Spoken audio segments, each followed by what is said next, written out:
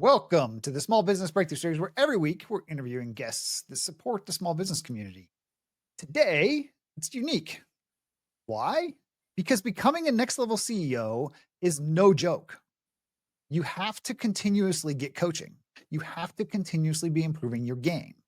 And when you are backed by venture capital, they want you moving fast, super fast. And I found somebody today that works with these type of CEOs and coaches them to continue to get to the next level. Top level coaching is the best and fastest way to hit that magic 10,000 hour mark to be able to continue to progress you. And I want to welcome the founder of the Yellow Brick Method, Matt Wilson, to the podcast. Matt, thank you for Jason, being on the show. I am so excited to be here with you. I've gotten to know you over the past 6 months to see how you operate. And when I saw this jump out on LinkedIn where you were inviting people to jump on your podcast, I popped in there, even though I know you personally, because I wanted to have a conversation with you and be able to connect with your audience and connect with you. Matt, it has been so fun over the last 6 months to get to know you and your adventures that you have gone through.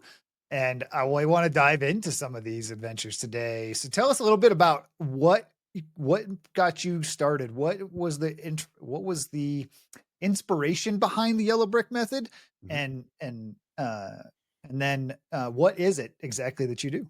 Yeah. So to give you the inspiration behind Yellow Brick Method, I need to take you to this place in the summer of 2023. I was a managing partner of a venture capital firm that I'd been there for 3 years. And it was everything that you would think you wanted. I had the compensation, I had a big team, I had capital to deploy. It's a sexy industry. It's supposed to be fun. I was living in Nashville, Tennessee. I had bought a home and built another home. Beautiful wife, 2 kids, healthy, training jujitsu, going to the gym. And you look at that and say, cool. Like you should be happy. You've checked all the boxes. Prior to that, I had built a tech company to $1 billion valuation as CFO and board member. Prior to that, had gone to Harvard Business School, started my career as an intelligence officer in the US Navy. So I'd done all these things, but I was sitting there and I realized that as much as I should have been happier and should just be more grateful, I felt like something was missing. And it was one of those moments where I realized that I was trading my time for a paycheck and I had a lot of flexibility, but I lacked something that truly fulfilled me at a soul level. And when I reflected upon what that was and began to experiment, I realized that it was having powerful conversations with business leaders to help them navigate through the challenges of life and building business at the same time was the thing that filled me up. And so I realized then I was gonna have to make a change, which is also a scary thing to do when you realize like you've got to mate, which meant I had to break things in order to get where I wanted to go. So that's when I began that process. What Yellow Brick Method is now is I work with CEOs of tech and finance companies that are scaling their companies. A lot of them have capital behind them. So they have timelines, they have pressure, they have boards that are expecting results and outcomes. Some of them have bootstrapped their businesses. And so they've got their own pressure they put on themselves, but they're navigating through these challenges and they don't know someone who's been there before that can come in their corner and help them navigate through it. And so having done all the things I've done, I get to help them navigate through the difficult conversations that they need to have, the decisions they need to make, and be a sounding board with them from someone who's done it before or done something very similar so that they can actually navigate through and have the courage to make the difficult decisions. Jason, as you know, with AI now, it's easy to get lots of answers on what to do, but it's still difficult to get the courage to do the things that are emotionally challenging. And that's the part where I can come alongside my clients and help them navigate through a decision that has to be made, usually around people. That's very difficult, whether that be the capital that they're raising, a team member, a board member, a co-founder issue. A lot of the challenges that people have to do with the relationships and the emotional piece of it, something which AI is probably going to be the last thing that AI can solve because it's the most human of all the skill sets to develop. Yeah, it's been really interesting diving in and using a ton of AI, especially in the past few months for myself. And it's doesn't have any of those things that you're talking about. It's like you have to have somebody you can bounce some ideas off of and somebody that can It's even better when you have somebody that's been down that road. Like you know what the struggles, the challenges are, you know what questions to ask to drive that decision moving forward. So it's really awesome that you've been able to take that. Talk a little bit about what was it like when you blew everything up? Like when you had that like, oh man, I'm in the wrong thing. I got to make a change. Yeah. And you like talked a little bit about the mindset that you went through to break things and then start over from scratch.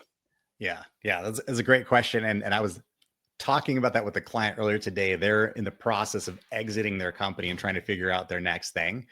And everything in their mind is screaming to like play it safe. Like, hey, go over here. You could take a corporate role, like go do this.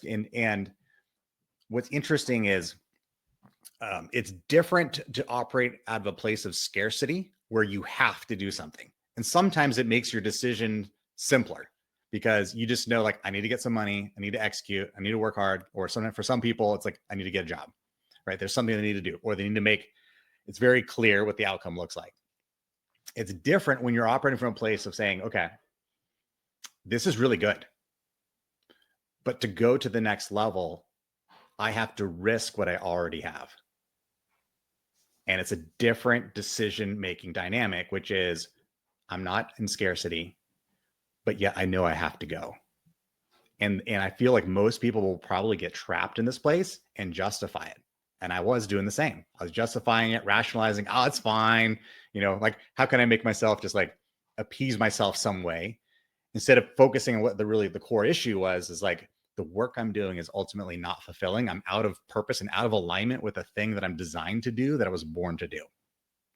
And so I began the process. And so I went to my partners and said, hey, this is the thing I feel you might be able to relate to this, Jason. It's like, so I went to my atheist business partner to tell him I felt like God was calling me to go into a different thing. And I was like, I'm not sure you're going to understand this. And he was like, no, I get it. And I'm like, okay, we'll just roll with that.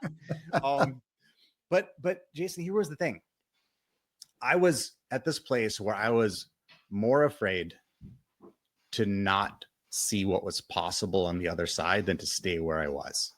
And so I had to get to this place where the pain of staying the same was greater than the pain of exploring what the uncertainty of what was on the other side.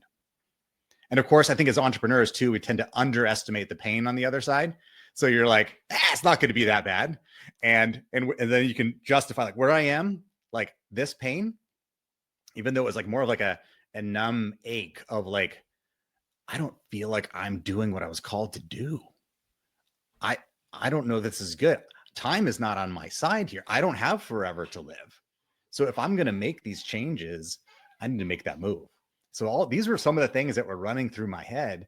And there was like almost a false start too, where it's like you go get it ready to launch and then you're like, well, it's not that bad. And I knew where I was doing the right thing is when I launched, landed my first slate of clients. And it just felt like that surge of energy. I felt more alive. And I think that's the key thing. The thing I was missing the most was that sense of aliveness in what I was doing. I was feeling boxed in, head cramped. And when I jumped into this, it was like, okay, you know what? There's going to be pain involved here, but I'm going to have the opportunity to go on an adventure and feel alive like I haven't been able to recently. And that feeling of aliveness like was something that I could not give up on, that dream of getting into that place. So that was, Matt, yeah. I want to dive right into that spot, right? Because here's the thing that how do you define, could you tell what the difference was between alive because it's something new and exciting and different versus that true heart-filled, like, this is what I'm meant to be. Like, this is what I meant to do. What helped you make the differentiator between the two? So here's the crazy thing. I'm at my first like coach training boot camp. First time. On Monday night, the homework was don't come back until you've done an Instagram live, at least like 10 minutes teaching this concept. And I had been off social media for 5 years. it was terrifying. I've stood before admirals. I've stood before billionaires in the boardroom, intense board meetings. Put me back there. Social media freaked me out. Now, there's some people that like it. They like the affirmation, etc. I didn't need it. Did not need it. But I was like, well, I paid a lot of money for this thing. I'm not going to show up tomorrow not having done the one assignment. And there was a pretty strong frame on like, hey, like, don't come into the room until this is done. I go live. A friend of mine sees it, asks me, hey, are you doing coaching? And I'm like, yeah, I guess so. Refers me to her best friend's husband. And I'm making this up as I go along, right? I'm literally so we have a call. At the end of the call, he's like, okay, is this entering you to send me an email with details? I'm like, yeah, I'll send you an email with details. I'm literally just like figuring this out. I began coaching someone, and it was as if God had given me a client. And in those conversations, it was goosebumps. So this was before I'd left the firm. This was just a client that I had to work with. And I knew that these conversations where we're dealing with the substance of things that really matter, life issues, someone's spiritual life, their fitness, their family, the goals that they have in the business world, the dreams that they have, who they want to grow into as a person. And that conversation was something that just filled my soul, because I saw that the receptivity and the decisions that they were able to make and the courage and hope that it gave them. And so now to your point, there was a period of time where I first launched, and then I'm running on adrenaline. It's like super exciting. It's the new, right? And to the point where that first month was just nuts, just crazy nuts, like almost like I was like flying. And then you kind of had to reset and then figure out, okay, which parts of this are a distraction and which parts of this are the parts that really help me feel most alive and connected and on purpose. So because I had like that taste of it before it was like the new thing, that gave me a period of months where I was able to experience it. And then with each new client layered in, there's a difference between different clients too. I'd say like it's not the same. There's a certain chemistry and in connection and like receptivity to the conversation. With some clients I took on, I realized like, oh, that's not really there. It's kind of a drag. And so I wouldn't say it's just like the industry or the role itself, but it's also the specific individuals that I get to work with that matters, because largely the problems that they're solving and also their willingness to engage in the depth of conversation that helps me. Yeah, it's a big, important part. Is there's a reason when you're going through all of this building and figuring out what's the avatar, who exactly is it that you're going to serve. And it's so hard for small business owners, especially, to tell people no, to tell people I'm not the right fit. You're not the right fit for this company. You're not the right fit for this product, whatever it may be. They get so nervous because that's money that they're potentially like, that's food on their table for tomorrow type situation. And it was a journey that I had to go through as a small business owner years ago to be able to figure out how to not, like, it's okay to fire a client. It's okay to say you're not the right fit for this program or this service.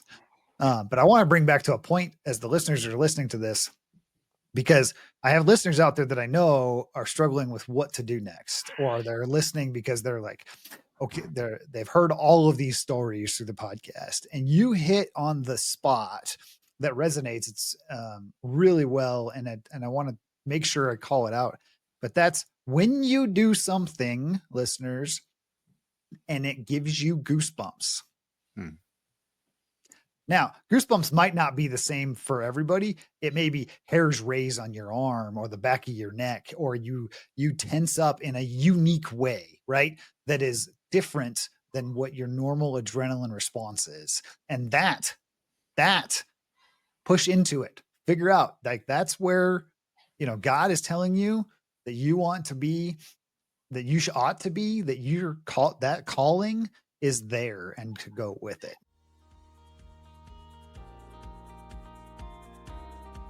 If you've ever opened your laptop ready to grow your business, and 2 hours later closed it, realizing you've gotten nothing done, but you've researched office chairs, you've ordered lunch, and you've planned out the next 3 dinners?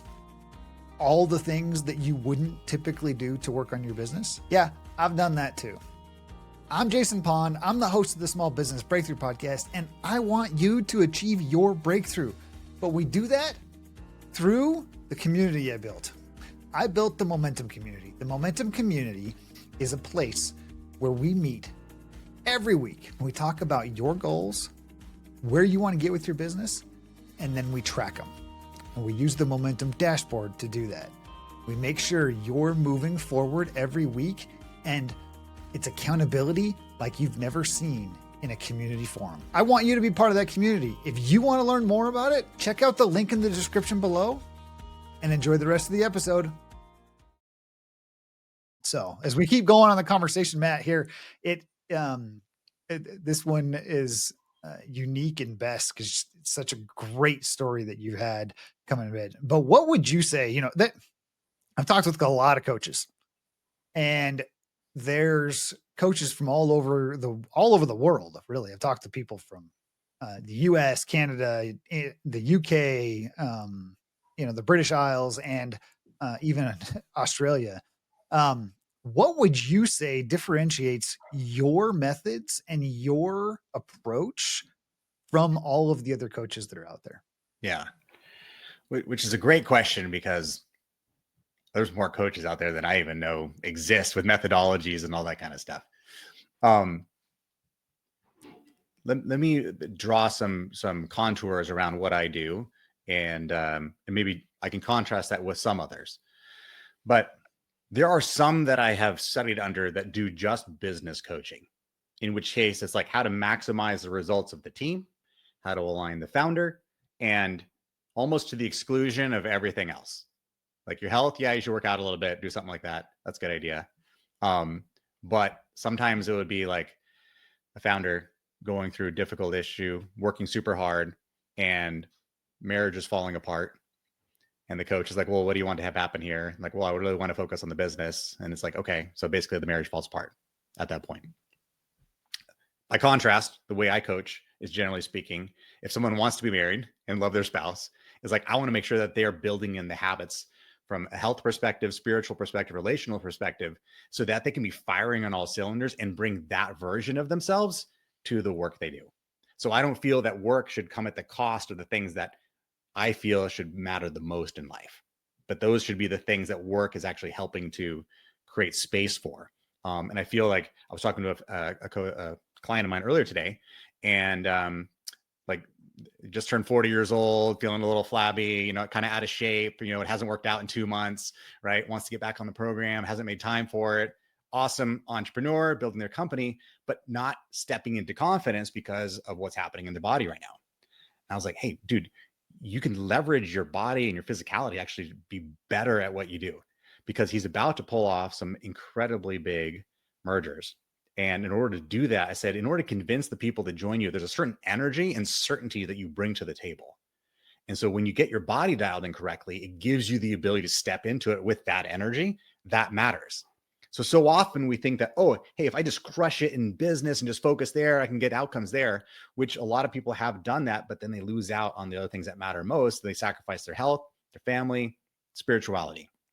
So one of the things I focus on in the coaching is making sure that they're dialed in across those areas. While I spend most of the time solving business problems, we have a blueprint that they can follow to stay on fire spiritually, keep their relationship going well, and stay fit.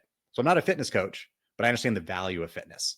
And that's so some people say, oh, are you a personal trainer? I'm like, no, I don't train people, not in that way.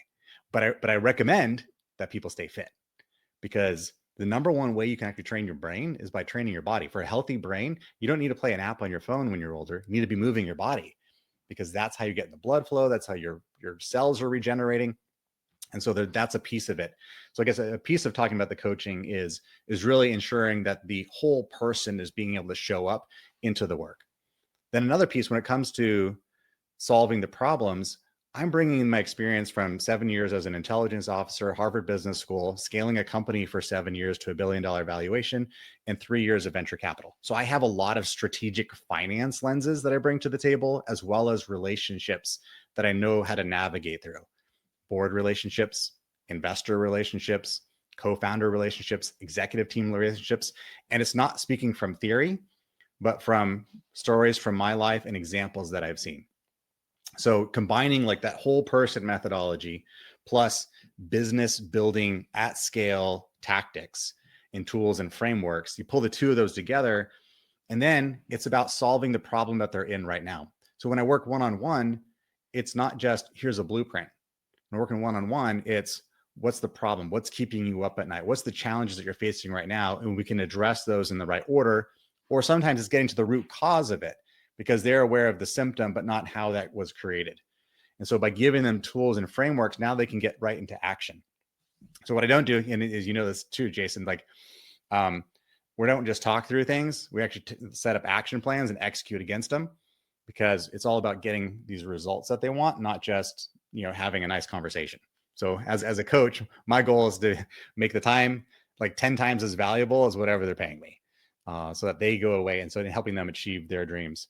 So I'm kind of one of those guys where I don't really put down other coaches, because I don't know what all the other coaches do. I know what best I do, and I know how I can best create results for people, and bring everything I've got to help them get there.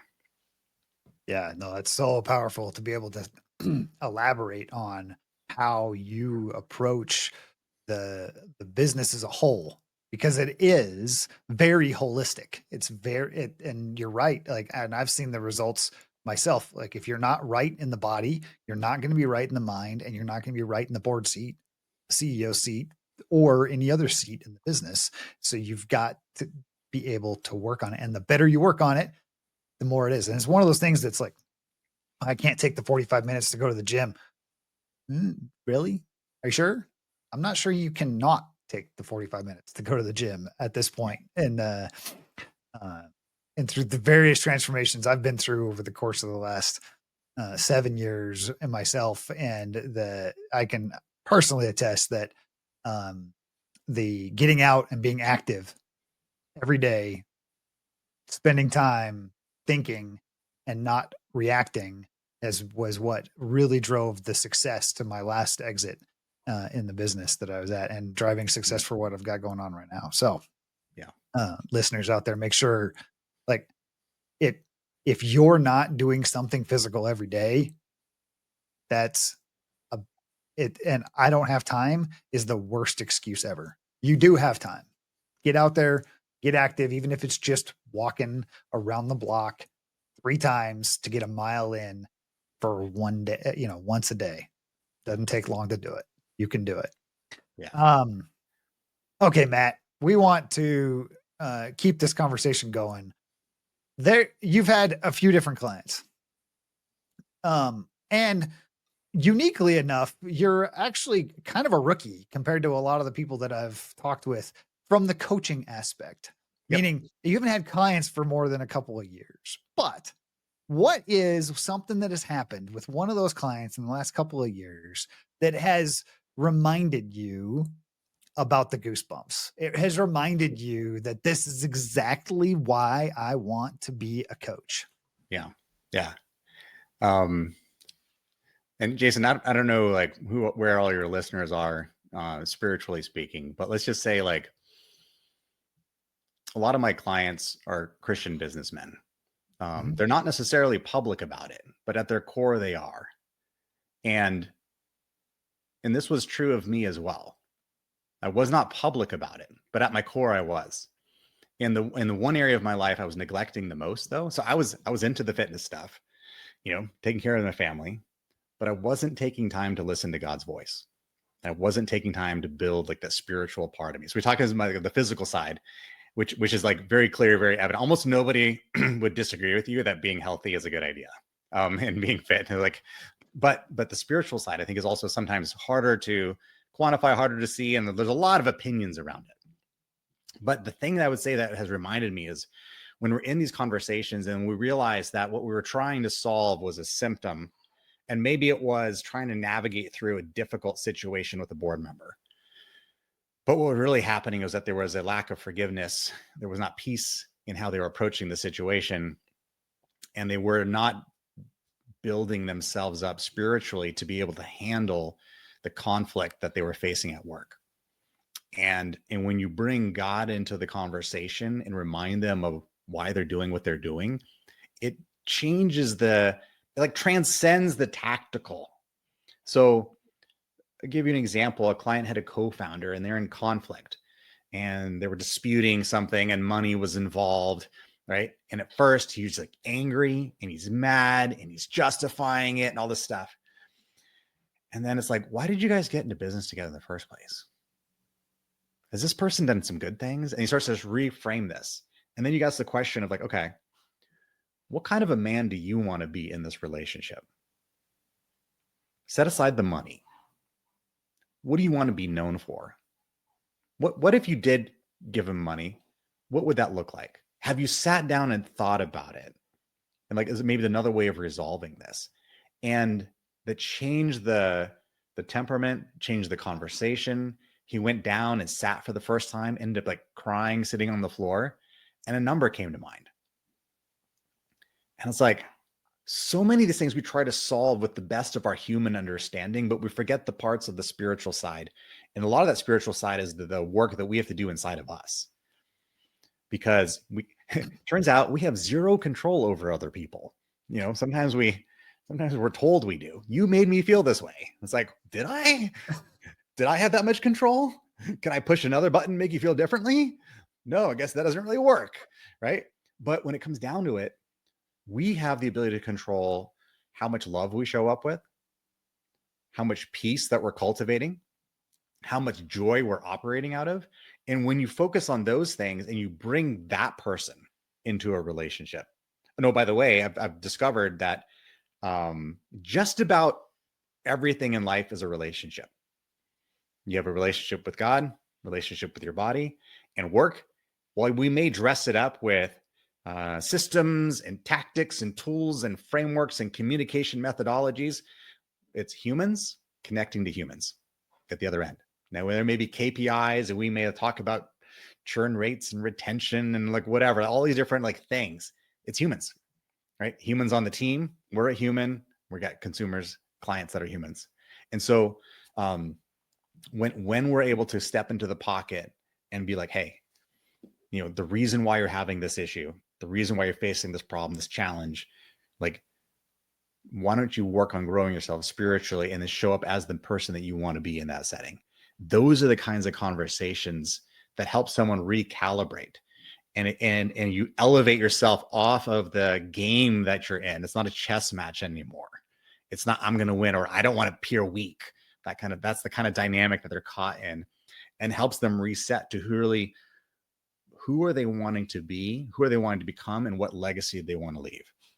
And the other thing behind this too, Jason, as we were having some conversations recently, is that so often in life, as small business owners, big business owners, doesn't matter, we want the struggle to go away.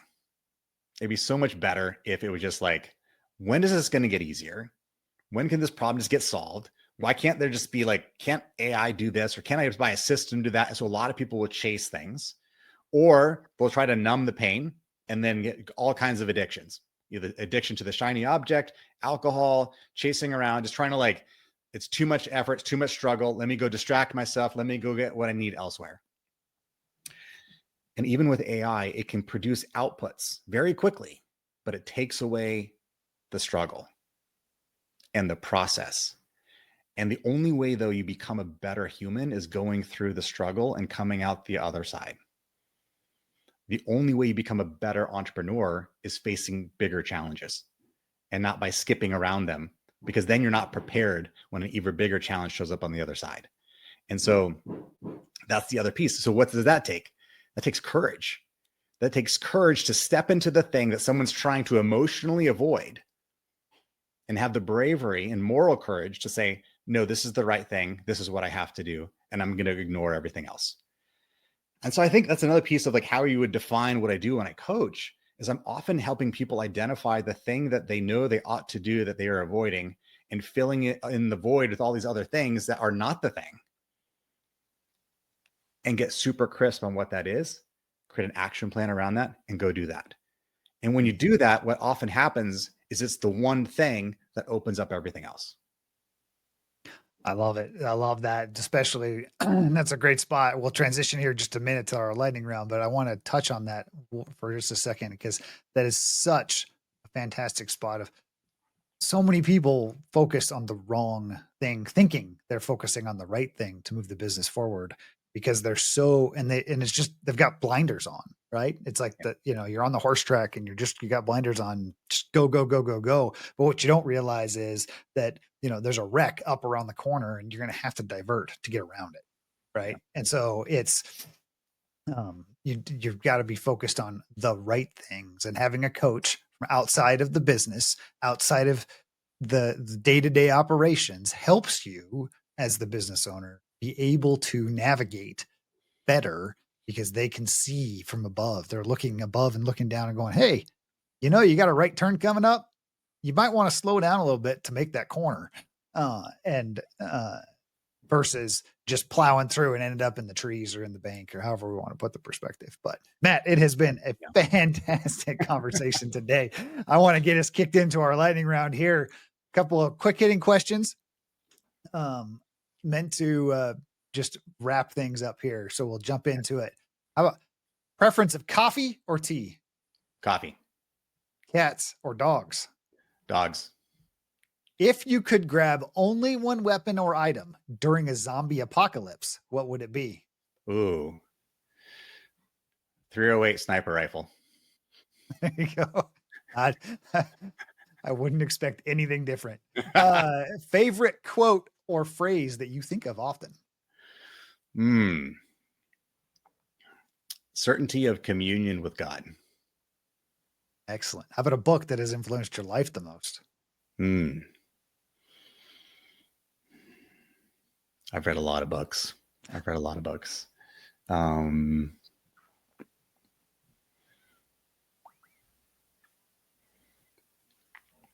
One that's coming up for me right now is The Universal Christ by Richard Rohr. Okay, good. Yeah. How about the biggest obstacle you've had to overcome and one lesson you learned from it? The biggest obstacle I had to overcome was my own stubbornness and I've done a lot of things, achieved a lot of things, but I'd say the biggest obstacle I'd overcome was my arrogance and thinking I could do it on my own, and that I had been given the gifts and so no longer needed to listen to any more guidance. That it was just on me to execute at that point. That's a big one, listeners out there. Like that one hits. That opens up, hits some of you listeners as we go. Matt, again, such a great conversation today. How would people reach out to you if they want to learn more about Matt Wilson or get part of your coaching? Yeah. So the best place to kind of see my professional background, everything will be on LinkedIn. And we can add that into the show notes. And you can also follow me along for my personal journey on Instagram, Matt Wilson 2.0. And Jason, as you know, right now, my family and I are on a 60-day travel around the United States adventure. So there's a lot of fun stories that we're posting along the way as I'm coaching and, as we're making these stops. But that's our life right now. Yeah. And if listeners out there, if you're an Instagram user, definitely catch up with Matt Wilson 2.0 and follow his journey. It has been very unique and fun. We're part of a separate group that together it's how we've met and gotten to know each other over the last 6 months. And it has been fantastic, but follow along and continue on. And I want to just kind of recap a little bit of this episode as we go in, because there's a lot of nuggets inside of here, but remember, it's okay to ask for help. I think that was the biggest one at the end, is when you are struggling, when you are challenged, and when you are at the low, it's okay to ask for help and get somebody else's input. whether that's through a coach, a friend, a mentor, whatever it may be, it's just at the right time to say, hey, I need a hand. So if you found value inside of the Small Business Breakthrough podcast or this episode, and you want to hear more episodes, check out the playlist located up here in the corner. For those of you listening online, check out the show notes. It's all there. Have a great day. And until next time.